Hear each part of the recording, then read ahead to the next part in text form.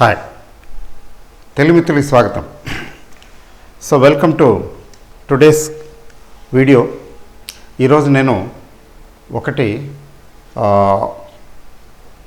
Market గురించి as usual, తర్వాత SEBI complaints గురించి. సెబీకి ఎవరో ఒకరిద్దరు మిత్రులు అడిగారు, సార్ సెబీకి కంప్లైంట్ చేయాలంటే ఎలాగండి కొంచెం చెప్పండి అని. సో దాని గురించి సెబీ కంప్లైంట్ల గురించి కొంచెం మాట్లాడతానండి.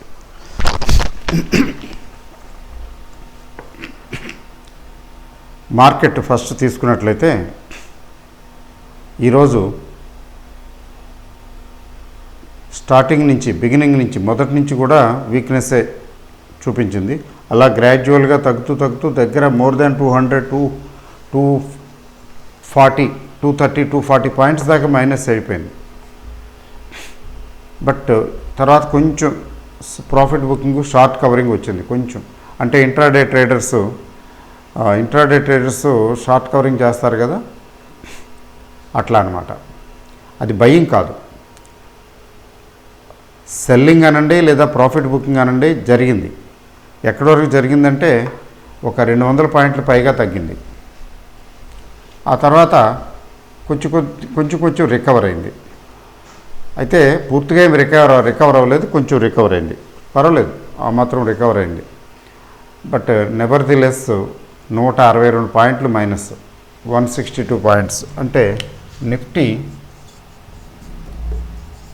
బిలో 11,800కి వెళ్ళటం కొద్దిగా శుభసూచకం కాదు, కానీ ఎందుకంటే నిన్నటి వరకు స్ట్రాంగ్గా ఉండి ఇంకేముంది 12,000 అంటూనే 12,000 దగ్గరికి వెళ్ళగానే తుస్సుమనిపిస్తున్నారు. ఇది మూడోసారి.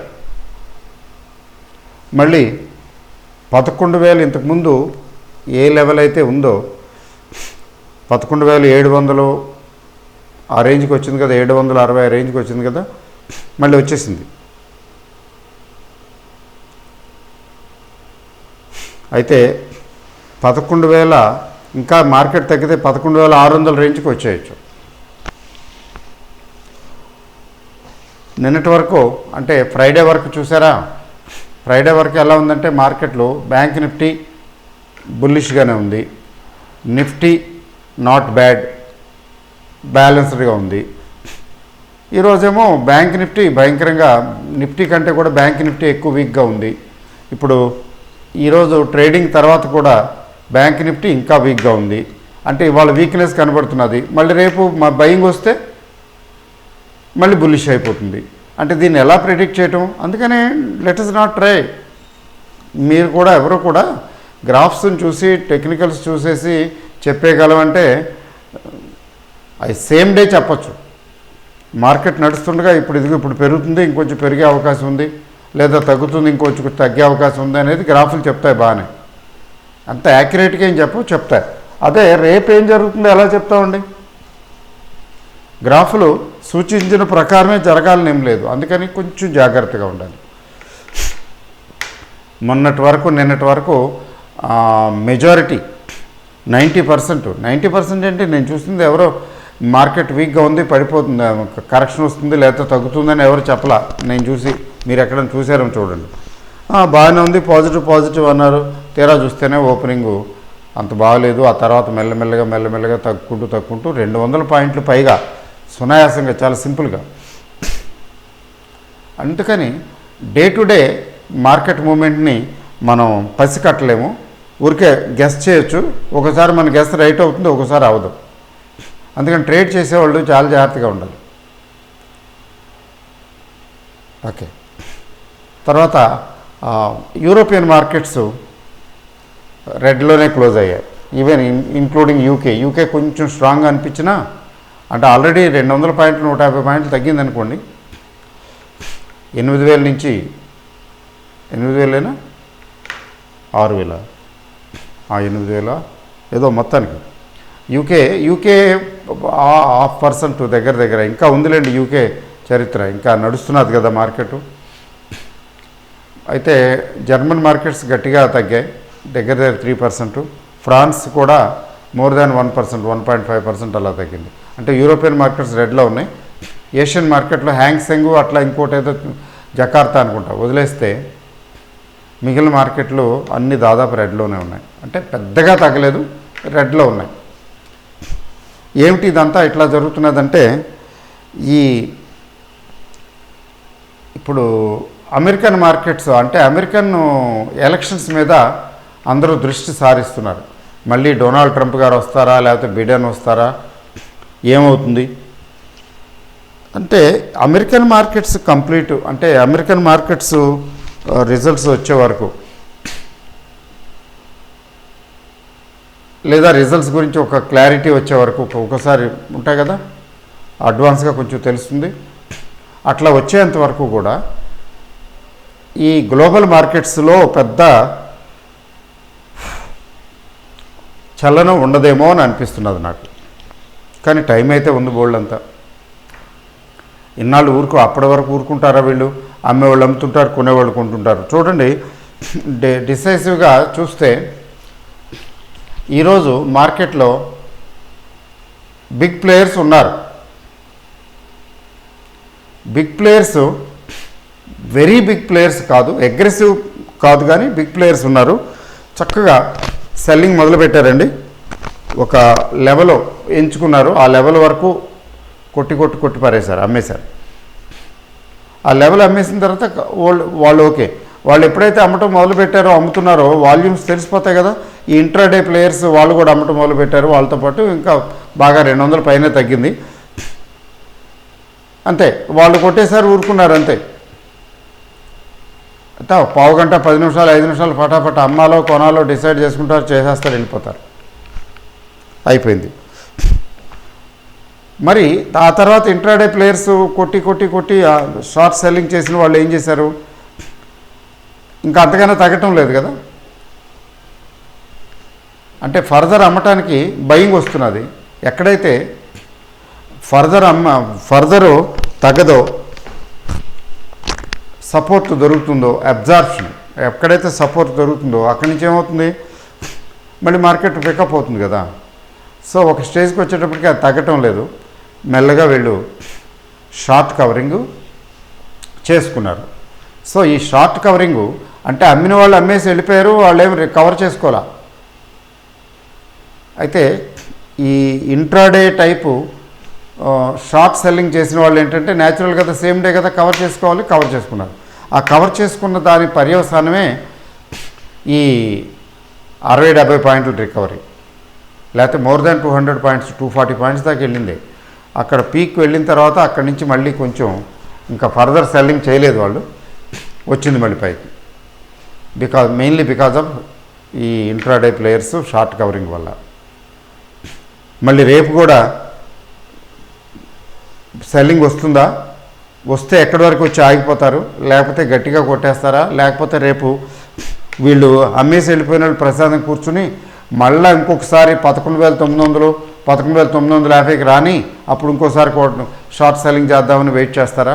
అట్లా వాళ్ళు వెయిట్ చేశారనుకోండి, సెల్లింగ్ ఫ్రెష్గా రాదు. ఫ్రెష్ సెల్లింగ్ రాకపోతే ఆటోమేటిక్గా బయింగ్ వస్తుంది. మళ్ళీ ఒక 50 పాయింట్లో 100 పాయింట్లో పెంచుతారు. మళ్ళీ 11,900 11,950 వాళ్ళు ఏదో పెట్టుకుంటారు కదా టార్గెట్, మనకు తెలియదు అది వాళ్ళు ఎక్కడ పెట్టుకునే అమ్మాలనుకుంటున్నారు, అమ్మేవాళ్ళు. మళ్ళీ అక్కడి నుంచి మళ్ళీ సెల్లింగు. అంటే ఫుట్బాల్ లాగా అటు ఇటు ఇటు అటు మార్కెట్. అయితే ఒక్క విషయం క్లియర్గా కనబడుతున్నది ఏంటంటే దెర్ ఈజ్ డెఫినెట్ సెల్లింగ్. 12,000 11,900 రేంజ్లో డెఫినెట్గా సెల్లింగ్ ఉంది. అంటే అది అధిగమిస్తే అక్కడ దాన్ని అధిగమించేలాగా ఎవరైనా ఫ్రెష్గా బయింగ్కి వస్తే తప్ప, పెద్ద ఆపరేటర్స్ బయింగ్కి వస్తే తప్ప అది 12,000కి దిగువగానే ఉంటుంది. అంత అలా జరగనంత వరకు దిగువగానే ఉంటుంది. ఎప్పుడైతే అలా దిగువగా ఉంటుందో ఇంకొంచెం మరికొంత కరెక్షన్ వచ్చే అవకాశం ఉంది. అయితే టెక్నికల్గా ఈరోజు నిఫ్టీ, బ్యాంక్ నిఫ్టీ రెండూ కూడా నెగిటివ్గానే ఉన్నాయి, బేరిష్గానే ఉన్నాయి, ఇంక్లూడింగ్ ఆర్ఎస్ఐ. మరి కొన్ని షేర్లు కొద్దిగా బాగానే ఉన్నాయి, స్ట్రాంగ్గానే ఉన్నాయి, కొన్ని షేర్లు వీక్గా ఉన్నాయి. బట్ ఓవరాల్గా 50 షేర్స్ చూడాలి కదా. ఈరోజు మాత్రం ఈరోజు మార్కెట్ బాగా పడిపోవటానికి హీరో మోటో కార్పు, తర్వాత రిలయన్స్ ఇండస్ట్రీస్, మెటల్స్ కొద్దిగా బాగా తగ్గాయి. అట్లా ఆ విధంగా ఏంటంటే మరి రిలయన్స్ ఇండస్ట్రీస్ తగ్గడానికి కారణం ఏం చెప్తున్నారంటే కిషోర్ బియానీ రిలయన్స్ ఇండస్ట్రీస్తో చేసుకున్న ఒప్పందం కుదరదు, చెల్లదు, అది ఆపండి అని చెప్పి సింగపూర్ ఇంటర్నేషనల్ ఆర్బిట్రేషను ఉంది కదా, అది సింగపూర్లో వాళ్ళు వేయటం, వాళ్ళు గెలవటం, ఫ్లిప్కార్ట్ అనుకుంటాను, వాళ్ళు గెలవటం వల్ల ఏంటంటే ఈ డీలు ఆగిపోయింది ప్రస్తుతానికి. Now Reliance industries cannot acquire for the time being, అలా ఆగిపోయింది. ఆ కారణం చేత దగ్గర ఒక 80 పాయింట్లు 90 పాయింట్లు పడేశారు. రిలయన్స్ ఇండస్ట్రీస్ 80 పాయింట్లు తగ్గటం అంటే కొంచెం serious matter.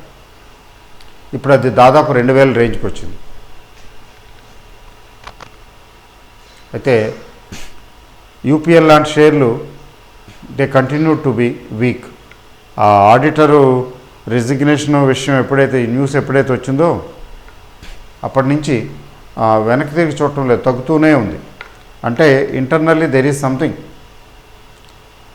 Something cooking up that we don't know, but తగ్గటం మాత్రం ఖాయం, తగ్గుతూ వస్తున్నది. అయితే ఎక్కడో బాటమ్ అవుట్ అవుతుంది, ఏం కాదులేండి, ఫైనల్గా ఏదో అయిపోదు, బయింగ్ ఆపర్చునిటీ వస్తుంది, ఎక్కడో బాటమ్ అవుట్ అవుతుంది, అక్కడ బయింగ్ ఆపర్చునిటీ ఇస్తుంది. ఎందుకంటే యూపీఎల్ అనేది వెరీ స్ట్రాంగ్ కంపెనీ. అయితే ఆ ఎలిగేషన్స్ ఏం జరిగింది, ఎందుకు అలా జరిగింది అనేది ఫర్దర్ సర్ఫేస్ అవటం లేదు న్యూస్. అది వస్తే దాన్ని బట్టి మార్కెట్ డెసిషన్ తీసుకుంటుంది. కానీ ప్రస్తుతం మాత్రం కొంతమంది బిగ్ ప్లేయర్సే, పెద్దవాళ్ళే, ఎవరో మనకు తెలియదు, ఇప్పుడు అమ్మేస్తున్నారు. అలా కాన్స్టెంట్గా అమ్మేస్తున్నారు కాబట్టి రోజు తగ్గుతూ వస్తున్నది. వాళ్ళు ఎంత అయితే అమ్మాలనుకుంటారో అంత అమ్మేసిన తర్వాత అక్కడ ఆగిపోతుంది. అక్కడి నుంచి మళ్ళీ ఎవ్రీథింగ్ ఈజ్ ఓకే అయితే రికవరీ వస్తుంది. Okay, wait and watch. తర్వాత బ్యాంక్స్ ఈరోజు నష్టపోయాయని చెప్పాలి. ఐసిఐసిఐ బ్యాంకు, ఎస్బీఐ, తర్వాత హెచ్డిఎఫ్సి బ్యాంకు లాంటివి నష్టాల్లో క్లోజ్ అయ్యాయి. కొంచెం బాగానే హెచ్డిఎఫ్సి బ్యాంకు 2% దాకా తగ్గింది, మరి ఐసిఐసిఐ బ్యాంక్ కూడా తగ్గింది కదా, నెక్స్ట్ ఎస్బీఐ 3% తగ్గింది. సో ఇవన్నీ రీజన్స్ అనమాట బ్యాంక్ నిఫ్టీ తగ్గడానికి. అంటే ఫైనల్గా ఏమవుతుంది, ఫైనల్ స్కోర్ ఏంటి అనేది మనం వెయిట్ చూడవలసిందే. అది మనం ఒక డైరెక్షన్ తీసుకుని, ఒక డెసిషన్ తీసుకుని మాత్రం మూవ్ అవటానికి లేదు.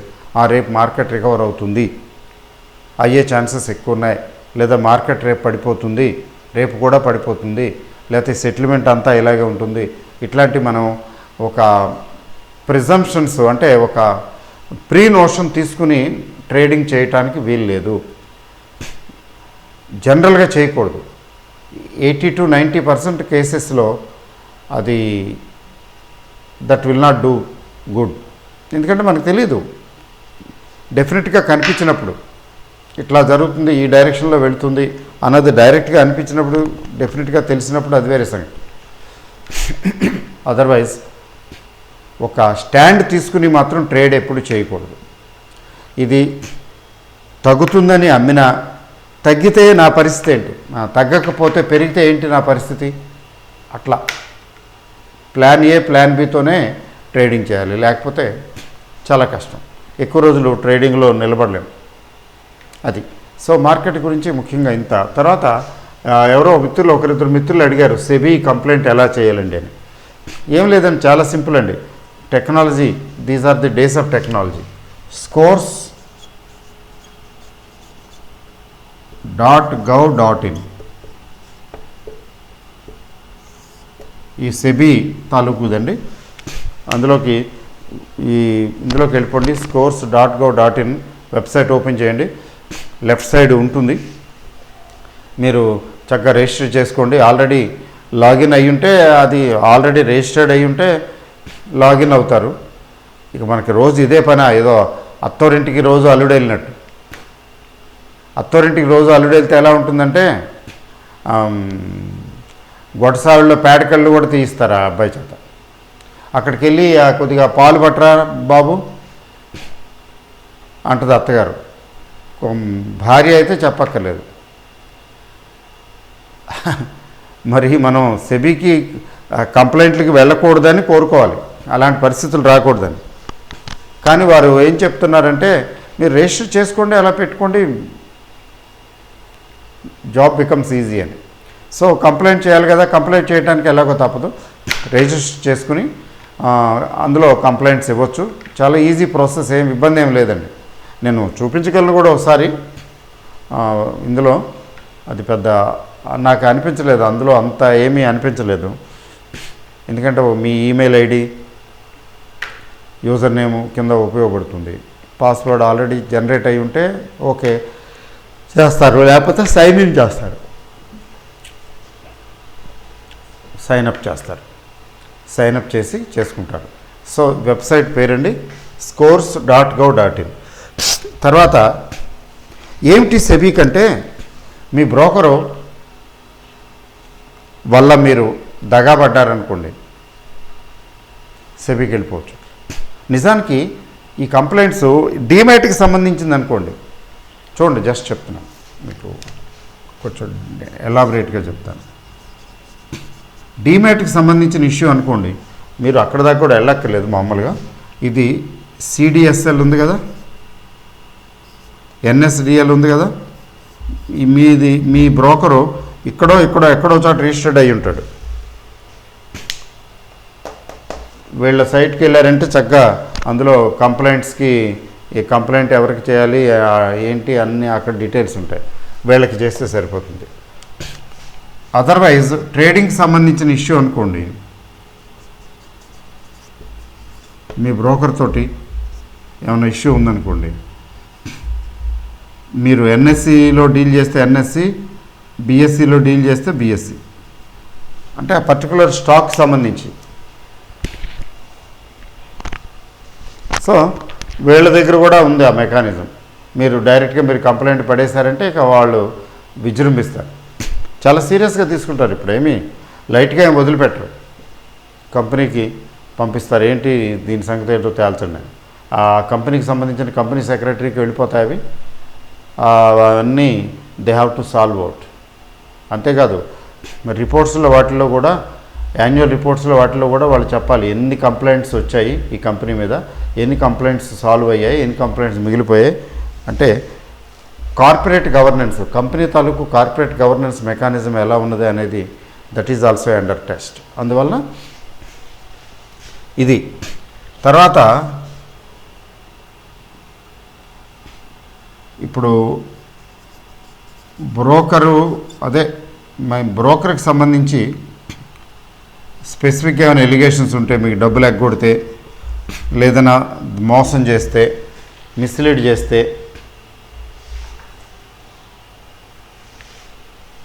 మీరు ఇక్కడ వెళ్ళిపోవచ్చు. సెబీ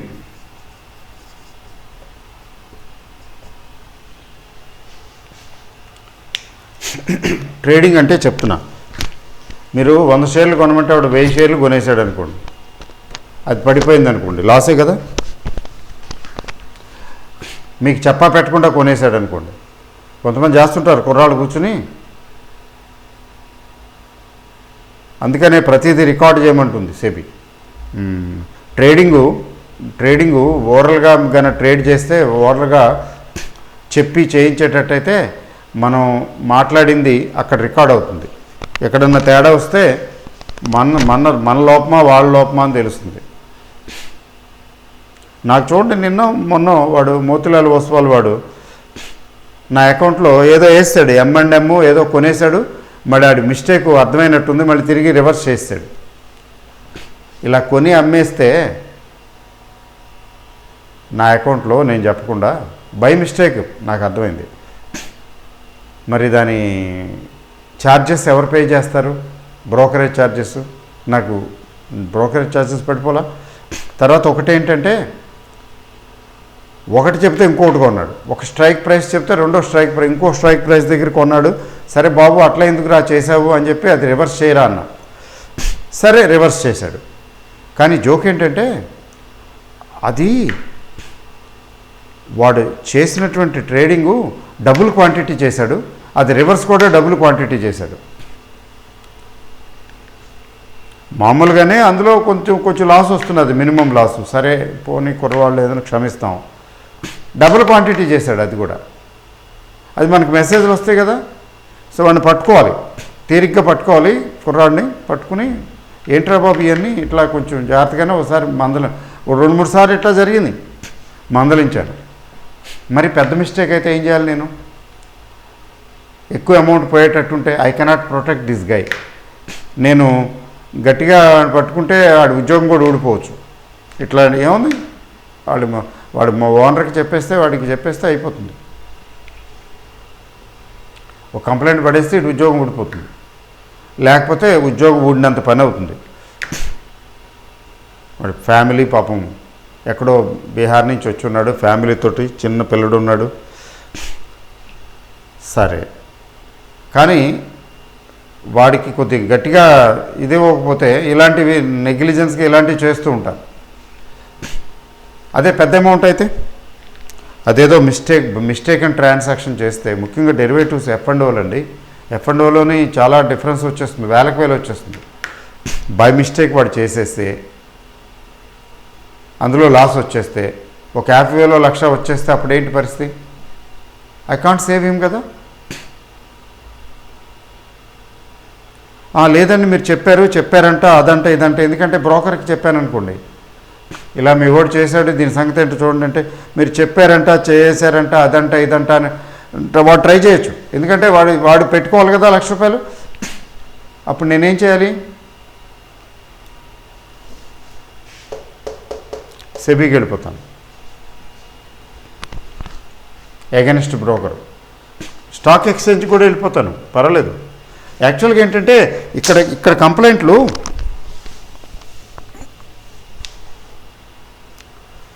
మనం చేసే ఈ కంప్లైంట్లు ఇక్కడికి వెళ్ళిపోతాయండి సెబీకి. ఇక్కడ స్టాక్ ఎక్స్చేంజ్కి చేసిన స్టాక్ ఎక్స్చేంజ్ కంప్లైంట్లు సెబీకి వెళ్ళిపోతాయి, అక్కడ రికార్డ్ అవుతాయి. స్టాక్ ఎక్స్చేంజే సాల్వ్ చేసినప్పటికీ కూడా అది రికార్డ్ అవుతుంది, అక్కడికి కూడా వెళ్తుంది సెబీ. సెబీ గట్టిగా కూర్చుంది, అంత తేలికే వదిలిపెట్టదు. ఎందుకంటే it is bound to protect the interest of the gullible investor. చిన్న ఇన్వెస్టర్ల డబ్బులు అసలే వీళ్ళకి తెలియక డబ్బులు పోగొట్టుకుంటుంటారు, మళ్ళీ ఇట్లా కూడా చేసి డబ్బులు పోగొడితే ఎట్లా అండి? సో ఇక్కడ నుంచి తిన్నగా సెబీకి వెళ్ళిపోవటం, స్టాక్ ఎక్స్చేంజ్కి ఇచ్చేయటం, సెబీ కూడా పడేయటం, ఏమవదు. సెబీకి ఒక కంప్లైంట్ ఇచ్చేస్తాం, అప్పుడు తీస్తారు అంతా. ఏంట్రా బాబు ఇతనికి ఇట్లా ఈ ట్రాన్సాక్షన్ ఎందుకు చేశారు, ఎవరు చెప్పారు, ప్రూఫ్ ఉందా, అతను ట్రేడ్ చేసినట్టు మీ దగ్గర రికార్డు ఉందా, రికార్డు చూపించు. Burden of proof లైజ్ on them. వాళ్ళు ఆ రికార్డు ప్రొడ్యూస్ చేయలేకపోతే, ఏది నేను పర్టికులర్ ట్రేడ్ చేయమని ఆర్డర్ ఇచ్చినటువంటిది ప్రూవ్ చేయలేకపోతే ఫినిష్.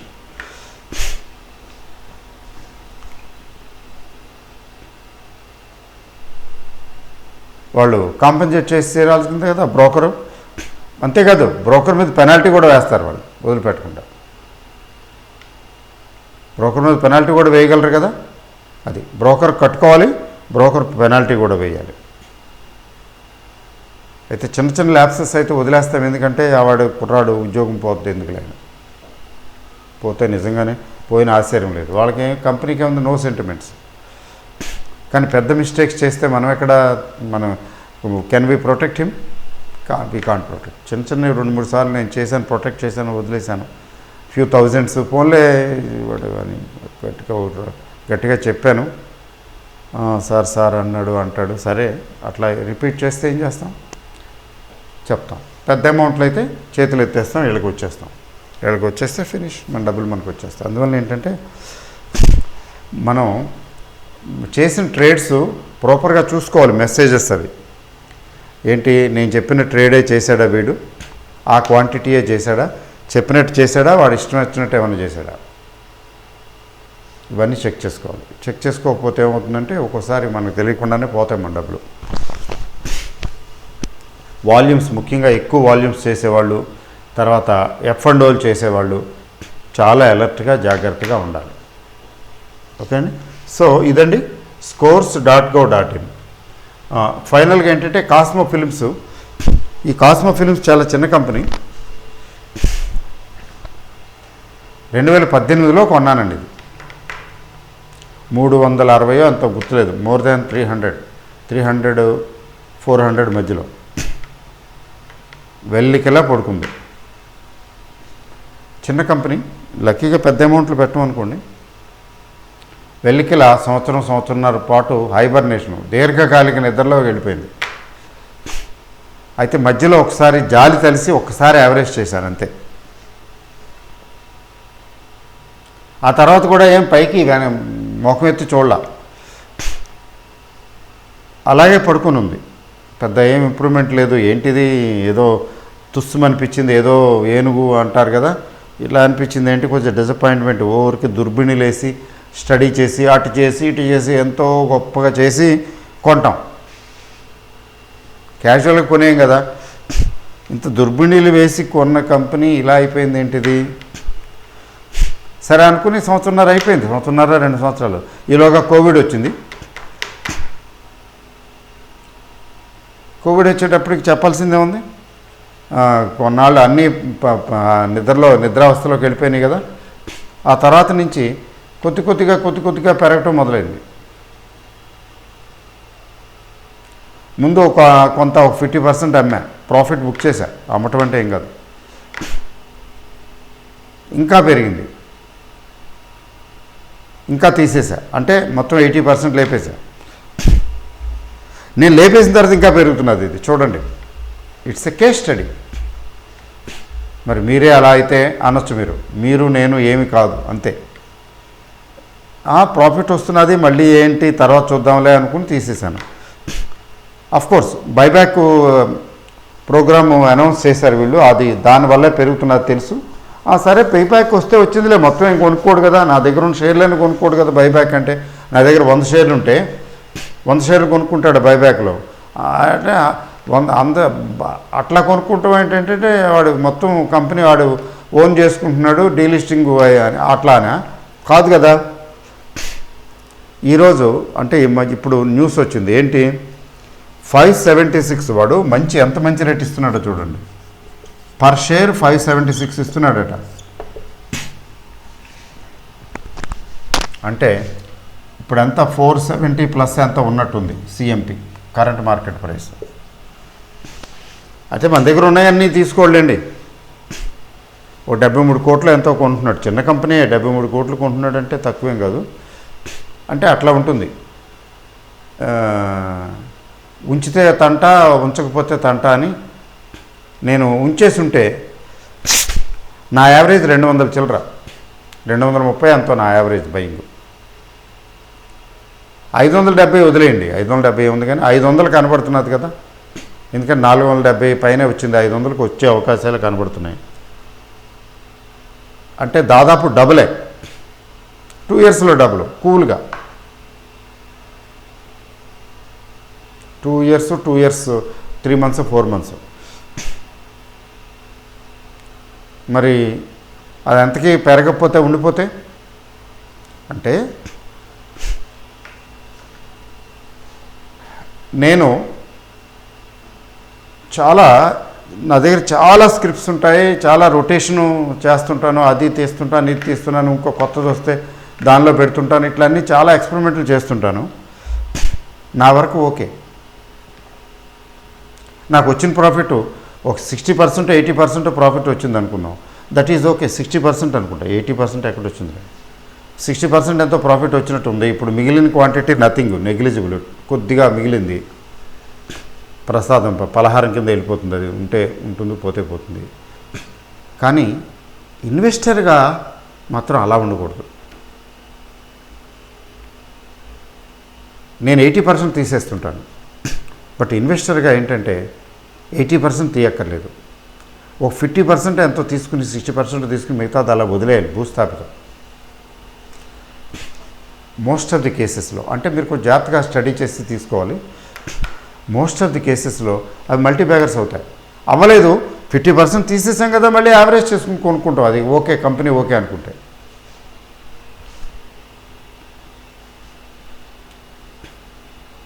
నేను మొత్తం అట్లా కాకుండా వదిలేసి ఉంటే చాలా వచ్చింది ఇంకా వచ్చే అవకాశం కూడా కనపడుతున్నది. అది లాంగ్ టర్మ్ అంటే అదేనండి. సంవత్సరం 2 సంవత్సరాలు కొన్ని కంపెనీలు ఉన్నాయి ఇప్పటికీ నా దగ్గర 30% 40% తగ్గినవి, 2 సంవత్సరాలు దాటినవి ఉన్నాయి. అవి ఇప్పటికీ కూడా పెరగటానికి ఏమాత్రం మొగ్గు చూపటంలా, బాగా స్టడీ చేసి కొనుక్కున్నవే.